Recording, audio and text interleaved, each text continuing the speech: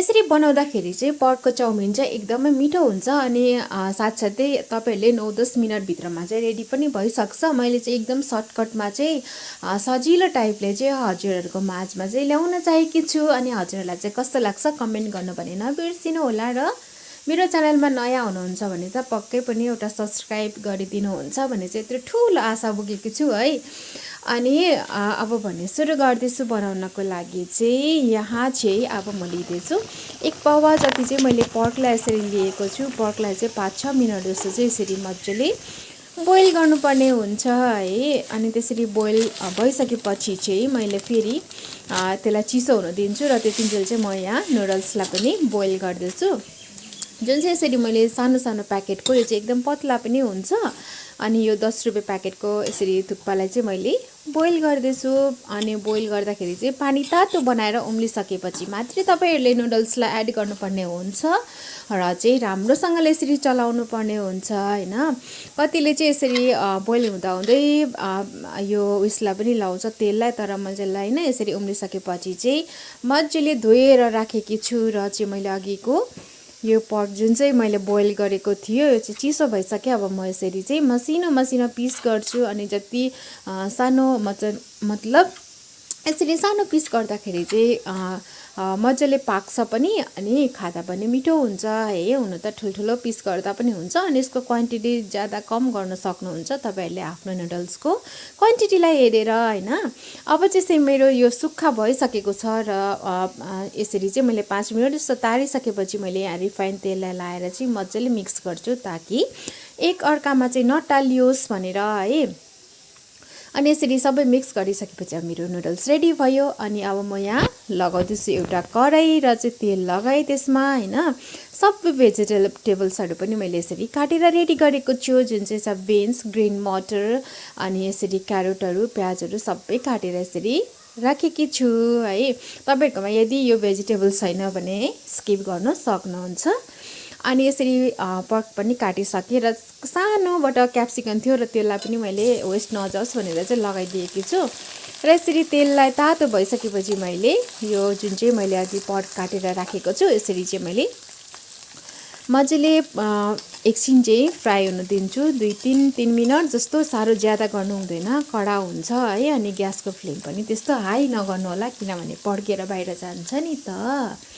अनि यतिको भइसकेको छ है। अब चाहिँ मेरो हुनु पनि आट्यो। अब यसरी चाहिँ म यसमा एड गर्दैछु रेड चिली पाउडर। तपाईहरुले नगर्दा पनि हुन्छ, तपाईहरुको इच्छा है।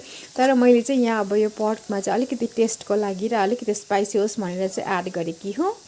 र यसरी प्याज अघि मैले जुन चाहिँ काटेर राखेको थिएँ त्यसलाई पनि एड गर्दैछु। यहाँ चाहिँ मैले 2वटा मसिनो प्याजलाई काटेर राखेको थिएँ है। अनि तपाईहरुलाई थाहा छ हामीले चाउमिन बनाउँदाखेरि चाहिँ ज्यादा चाहिँ भेजिटेबल्सलाई चाहिँ ओभर कुक गर्नु हुँदैन भनेर। त्यसको सँगसँगैमा चाहिँ म यसरी गाजरलाई पनि एड गर्दैछु जुन चाहिँ अघि मैले काटेर राखेको थिएँ है। अब त्यसलाई पनि लगाएर चाहिँ यसरी मजाले मिक्स गर्छु र त्यो सँगसँगै म यसरी बिन्सलाई पनि मैले यो शेपमा काटेको छु है, त्यसलाई पनि म एड गर्दैछु। र फेरि यो सबैलाई म मिक्स गरिसकेँ हैन। यसरी सबैलाई मजाले मिक्स गर्नुपर्छ। हेर्दै कस्तो मजाको देखियो है, सबै कलर मिक्स भएर। अब चाहिँ म मटरलाई एड गर्दैछु र चाहिँ अब यसलाई सबैलाई चलाइसकेपछि लास्टमा चाहिँ क्याप्सिकमलाई एड गर्छु। अनि अझै एउटा चिज एड गर्नुपर्ने हैन, त्यो चाहिँ म अहिले एकछिनमा गर्छु है। अब मैले टेस्ट अनुसार नुनलाई पनि एड गरेँ।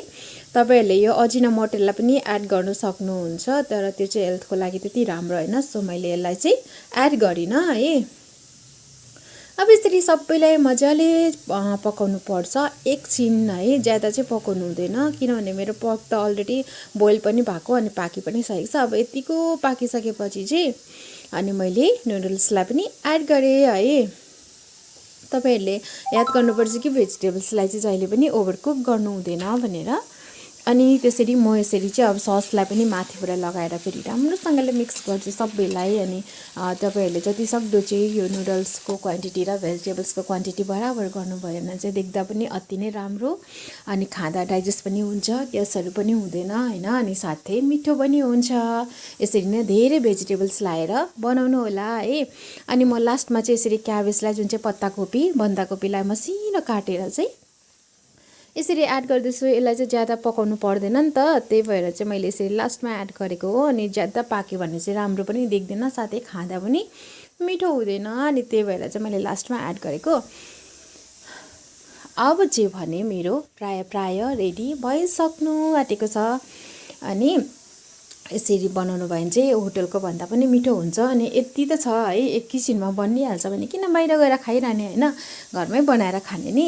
त्यही भएर चाहिँ मैले चाहिँ आज चाहिँ यसरी बिहानको ब्रेकफास्ट चाहिँ यसरी पर्कको रेसिपी बनाएर चाहिँ रेडी गरेकी छु। अनि हजुरहरूले पनि यसरी नै इन्जोय गर्नु होला बनाएर।